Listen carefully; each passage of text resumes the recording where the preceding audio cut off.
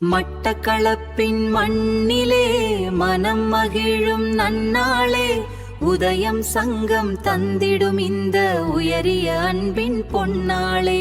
விழியில்லா வாழ்விலும் ஒளியேற்ற ஒரு தைமல் வந்தாள் கையேந்த, 70 குடும்பம் இன்முகம் காண எழில் மிகு பொதிகள் வந்து சேர, தலைவர் டிசாந்தன் தலைமையிலே நிறைந்தது மனிதாபிமானம் நெஞ்சினிலே.